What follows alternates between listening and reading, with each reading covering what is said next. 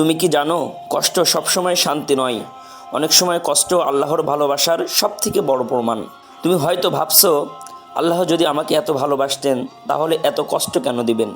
আজ আমরা জানাবো সেই 4টি কষ্ট যা আল্লাহ কেবল তার প্রিয় বান্দাদেরকেই দিয়ে থাকেন। প্রথম কষ্ট, দোয়া কবুল হতে দেরি হওয়া। তুমি হয়তো অনেক দিন ধরে দোয়া করছো কিন্তু কখনো কবুল হচ্ছে না। তুমি হয়তো ভাবছো, আল্লাহ কি আমার দোয়া শোনেন না? কিন্তু সত্যি হলো তিনি শুনছেন, শুধু তোমার জন্য উপযুক্ত সময়ের অপেক্ষা আছেন। আল্লাহ চান তুমি ধৈর্য ধরো আর বেশি করে তাকে অনুভব করো। তিনি চাই তোমার হৃদয় শুধু তার কাছেই নরম হোক। দ্বিতীয় কষ্ট, ঘন ঘন পরীক্ষা। জীবনে একটার পর একটা বিপদ আসছে, চারদিক থেকে হতাশায় তোমাকে ঘিরে ফেলেছে। এটাই আল্লাহর ভালোবাসার প্রমাণ। ঠিক যেমন আগুনে গলে সোনা খাঁটি হয়, তেমনি কষ্টে একজন মুমিন পবিত্র হয়। আল্লাহ যখন কাউকে ভালোবাসেন তিনি তাকে বারবার পরীক্ষা করেন যাতে সে আরও প্রসিদ্ধ হয়। দ্বিতীয় কষ্ট, প্রিয় জিনিস কেড়ে নেওয়া। তুমি হারিয়েছো ভালোবাসা, কাজ, অর্থ কিংবা কোনো মানুষকে। হয়তো ভাবছো কেন?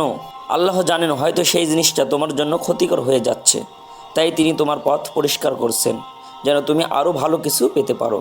তিনি যা কেড়ে নেন তার চেয়ে উত্তম কোনো কিছু দিতে চান। চতুর্থ কষ্ট, একাকিত্ব। তোমার চারপাশে অনেক মানুষ থাকা সত্ত্বেও তুমি নিজেকে একা অনুভব করো।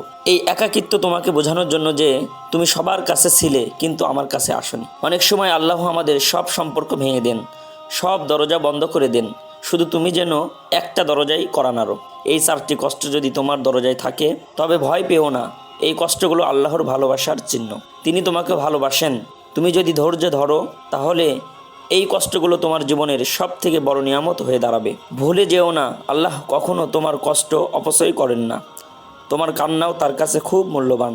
আল্লাহ তোমার সব কষ্ট সহজ করে দিন। ভিডিওটি ভালো লাগলে অবশ্যই কমেন্ট করবেন।